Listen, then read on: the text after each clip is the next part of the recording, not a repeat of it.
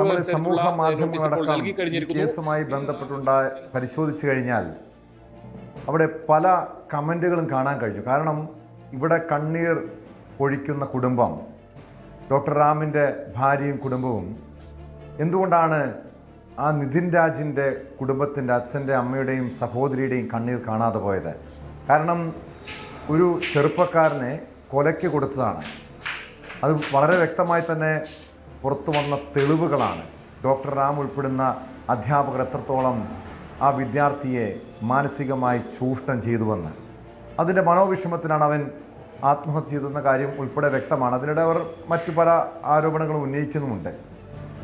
ഇവിടെ ഒരു അറസ്റ്റ് ഉണ്ടായപ്പോൾ തന്നെ അതിൻ്റെ വിഷമം ആ കുടുംബത്തിന് മനസ്സിലാക്കാൻ കഴിയും. അവിടെയാണ് നിതിൻ രാജ് എന്ന ഒരു സ്വന്തം മകനെ നഷ്ടപ്പെട്ടതിൻ്റെ വേദനയിൽ ഇപ്പോഴും ആ കുടുംബം മുന്നോട്ട് പോകുന്നത്. അവർക്കിപ്പോഴും നീതി ലഭിച്ചിട്ടില്ല. നിയമ പോരാട്ടം തുടരുകയാണ്.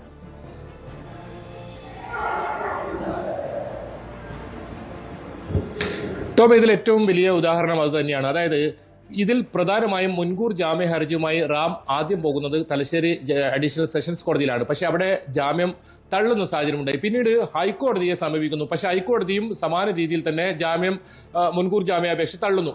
ഏറ്റവും ഒടുവിൽ സുപ്രീം കോടതി വരെ മുൻകൂർ ജാമ്യാപേക്ഷയുമായി ഈ റാം പോകുന്നു. പക്ഷേ സുപ്രീം കോടതി അതിൽ കൃത്യമായ നിലപാടെടുത്തു. അതായത് കൂടുതൽ വിദ്യാർത്ഥികളുടെ പരാതിയുണ്ട് റാമിനെതിരെ, അതുകൊണ്ട് തന്നെ മുൻകൂർ ജാമ്യാപേക്ഷ നൽകാൻ കഴിയില്ല എന്ന് നിലപാടെടുത്തു. കോടതികൾ പോലും ഈ കാര്യത്തിൽ, അതായത് ഈ കുടുംബം ഉന്നയിക്കുന്ന ഒരു കാര്യത്തിൽ കൃത്യമായി ബോധ്യപ്പെടുമ്പോൾ ഇതിൽ അന്വേഷണ ഉദ്യോഗസ്ഥരുടെ ഭാഗത്തു നിന്നും വലിയ വീഴ്ച വന്നിട്ടുണ്ടെന്ന് പറയേണ്ടി വരും. അത് കുടുംബം നേരത്തെ തന്നെ അത്തരത്തിലുള്ള ആരോപണം ഉന്നയിക്കുന്നുണ്ട്. ഇപ്പോഴും കുടുംബം പറയുന്നത് തന്നെയാണ്. ഈ റാമിനെ അറസ്റ്റ് ചെയ്തു എന്ന് പറഞ്ഞപ്പോൾ വലിയ ആശ്വാസമായിരുന്നു ആ കുടുംബത്തിന്.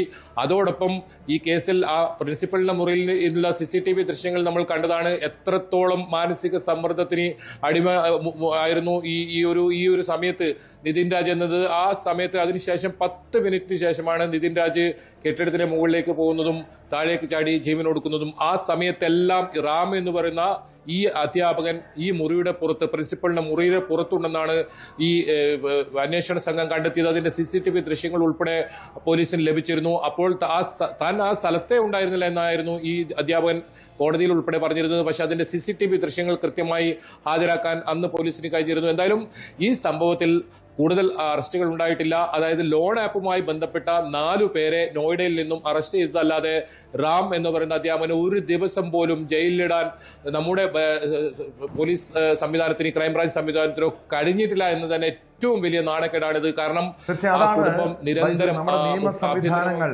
ഒരു കേസ് എങ്ങനെ അട്ടിമറിക്കുന്നു എന്നതിന്റെ പ്രധാനപ്പെട്ട തെളിവായിരുന്നു നിതിൻ രാജിന്റെ ആത്മഹത്യ. കാരണം അവിടെ യഥാർത്ഥ കുറ്റക്കാരിലേക്ക് അന്വേഷണം എത്തിയില്ല. പകരം ഇപ്പോഴും, അതായത് ഈ കേസുമായി ബന്ധപ്പെട്ട് ഈ പ്രതിഭാഗത്തിന്, അതായത് ഡോക്ടർ റാമിന് കോടതിയിൽ ഉന്നയിക്കാൻ കഴിയുന്ന ഒരു പ്രധാനപ്പെട്ട കാരണം കൂടി ഇതാണ്. കാരണം ഇവിടെ നിതിൻ രാജ് ആത്മഹത്യ ചെയ്തത് ഈ ലോൺ ആപ്പിൻ്റെ സമ്മർദ്ദത്തെ തുടർന്നാണെന്നാണ് പോലീസ് പോലും പറയുന്നത്. കാരണം അതുമായി ബന്ധപ്പെട്ടാണ് പോലീസിന് അന്വേഷണം നീങ്ങിയത് പോലും. സ്വാഭാവികമായും ഈ കേസ് കോടതിയിലെത്തുമ്പോൾ അത് പ്രതിഭാഗത്തിന് അനുകൂലമാകില്ലേ നേരത്തെ അന്വേഷണ സംഘം സ്വീകരിച്ച നിലപാടുകൾ?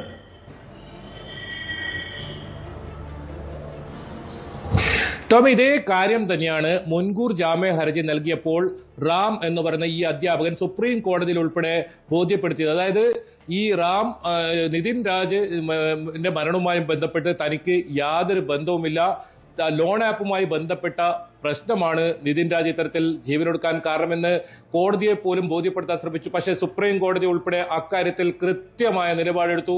അത്തരത്തിൽ ഒരു പ്രശ്നം മാത്രമല്ല, ഈ റാം എന്ന് പറയുന്ന അധ്യാപകന്റെ ഭാഗത്തു നിന്നും വലിയ ജാതീയമായ അധിക്ഷേപം ഉണ്ടായിട്ടുണ്ട്. അതിന് അവിടെയുള്ള വിദ്യാർത്ഥികൾ ഉൾപ്പെടെ മൊഴി നൽകിയിട്ടുണ്ട്. കൂടാതെ കൂടുതൽ വിദ്യാർത്ഥികൾക്ക് നേരെ ഇത്തരത്തിൽ ജാതീയമായ അധിക്ഷേപം ഉണ്ടായിട്ടുണ്ട്. ഇത്തരം വാദങ്ങളെല്ലാം കോടതി കൃത്യമായി ഗണ്ണിക്കുകയും അങ്ങനെയാണ് മുൻകൂർ ജാമ്യാപേക്ഷ ഈ തള്ളുകയും ചെയ്യുന്ന സാഹചര്യം ഉണ്ടായത്. പക്ഷേ അപ്പോഴും ഉയരുന്ന ചോദ്യം ഇതാണ്, നമ്മുടെ പരമോന്നത കോടതി പോലും മുൻകൂർ ജാമ്യ ഹർജി തള്ളിയ ഒരു കേസിൽ ഒരു ദിവസം പോലും ആ പ്രതിയെ ജയിലിലിടാൻ നമ്മുടെ പോലീസ് സംവിധാനങ്ങൾക്ക് കഴിഞ്ഞിട്ടില്ല എന്നതാണ് ഏറ്റവും വലിയ നാണക്കേട്. ഏതായാലും ഇനിയിപ്പോൾ നാളെ വൈകുന്നേരത്തിനുള്ളിൽ റാം അന്വേഷണ ഉദ്യോഗസ്ഥരുടെ മുന്നിൽ ഹാജരാകും. വീണ്ടും ഇന്നലെ നാടകീയമായ രംഗങ്ങൾ നടന്ന അതേ കോടതിയിൽ തന്നെ റാമിനെ നിയമ നടപടികളെല്ലാം പൂർത്തിയാക്കി. അതായത് സുപ്രീം കോടതിയുടെ മാർഗനിർദ്ദേശങ്ങൾ കൃത്യമായി പാലിച്ചിട്ടുണ്ടെന്ന് ഉറപ്പുവരുത്തി അത്തരം കാര്യങ്ങളിൽ അതേ കോടതിയിൽ ഹാജരാക്കി വേണം ഇനി റാമിനെ ഇനി ജുഡീഷ്യൽ കസ്റ്റഡിയിൽ വിടുമോ, അതല്ല ഈ ക്രൈംബ്രാഞ്ച് സംഘം പോലീസ് കസ്റ്റഡിയിൽ കൂടുതൽ ചോദ്യം ചെയ്യുന്നതിനായി പോലീസ് കസ്റ്റഡിയിൽ വേണമെന്നൊക്കെ നേരത്തെ ആവശ്യം ഉന്നയിച്ചിരുന്നു. പക്ഷേ അത്തരം നടപടികളിലേക്ക് കടക്കുമോ? ഏതായാലും ഈ 101 ദിവസം ഈ റാം എന്ന് പറയുന്ന ഈ അധ്യാപകനെ ഒളിവിൽ കഴിയാൻ സഹായിച്ചതാര്? അതായത് നേരത്തെ തന്നെ റിപ്പോർട്ടുകൾ പുറത്തു വന്നതാണ്, നമ്മൾ തന്നെ റിപ്പോർട്ട് ചെയ്താണ്. ആന്ധ്രാപ്രദേശിലെ ഒരു പ്രാദേശിക പാർട്ടി നേതാവിന്റെ വലിയ സംരക്ഷണം ഉണ്ടായിരുന്നു. ക്രൈംബ്രാഞ്ച് സംഘം ആന്ധ്രാപ്രദേശിൽ റാമിനെ പിടികൂടാൻ പോയപ്പോൾ അവിടെ നിന്നും രക്ഷപ്പെടാൻ കൃത്യമായ സഹായം അവർ ചെയ്തു കൊടുത്തു. പ്രത്യേകിച്ച് പോലീസിന്റെ ഭാഗത്തു നിന്നും, ആന്ധ്രാപ്രദേശ് പോലീസിന്റെ ഭാഗത്തു നിന്നും റാമിന് കൃത്യമായ സൗകര്യങ്ങൾ ചെയ്തു കൊടുത്തു. ഏറ്റവും ഒടുവിലായി സുപ്രീം കോടതിയിൽ ജാമ്യ ഹർജി തള്ളിയപ്പോൾ നേരിട്ട് കോടതിയിൽ കീഴടങ്ങാനാണ് റാം വരുന്നുണ്ടായത്. ആ സമയത്താണ് കൊടകിൽ നിന്ന് പിടികൂടുന്നൊക്കെ അവരുടെ അഭിഭാഷകൻ പറയുന്നത്. ഏതായാലും റാം നിരപരാധിയാണ്. ഇപ്പോഴും ലോൺ ആപ്പുമായി ബന്ധപ്പെട്ട ആ ഒരു വിഷയത്തിന്മേലാണ് നിതിൻ രാജ് ജീവനൊടുക്കുക എന്ന വാദത്തിൽ തന്നെയാണ് ഇപ്പോഴും റാമിന്റെ ഭാഗമുള്ളത്. റാമിന്റെ അഭിഭാഷകരും അത് തന്നെയാണ് വ്യക്തമാക്കിയത്. പക്ഷേ അപ്പോഴും ആശ്വാസം എന്ന് പറയുന്നത് നേരത്തെ മുൻകൂർ ജാമ്യ ഹർജി തള്ളിയതുമായി ബന്ധപ്പെട്ട് ഇതേ വിഷയം ഉന്നയിച്ചപ്പോൾ കോടതി എടുത്ത നിലപാടാണ്. എന്തായാലും ഒരു ദിവസമെങ്കിലും ഈ റാം എന്ന് പറയുന്ന ഈ അധ്യാപകനെ, പല വിദ്യാർത്ഥികളോട് ജാതീയമായ വലിയ അധിക്ഷേപം നടത്തിയ ആത്മഹത്യാ പ്രേരണ കുറ്റം മാത്രമല്ല ശിക്ഷിക്കപ്പെടണം. ഡോക്ടർ റാം മാത്രമല്ല, ഇവിടെ കുറ്റക്കാരായിട്ടുള്ള അധ്യാപകരെയൊക്കെ നിയമത്തിന് മുന്നിൽ കൊണ്ടുവരണം.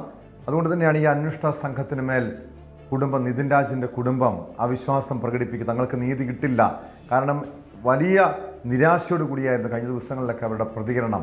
100 ദിവസത്തിന് ശേഷമാണ് നിതിൻ ജീവനൊടുക്കി 100 ദിവസത്തിന് ശേഷമാണ് മുഖ്യ പ്രതിയെന്ന് പറയപ്പെടുന്ന ഡോക്ടർ റാമിനെ പിടികൂടാൻ പോലീസിന് കഴിഞ്ഞത്.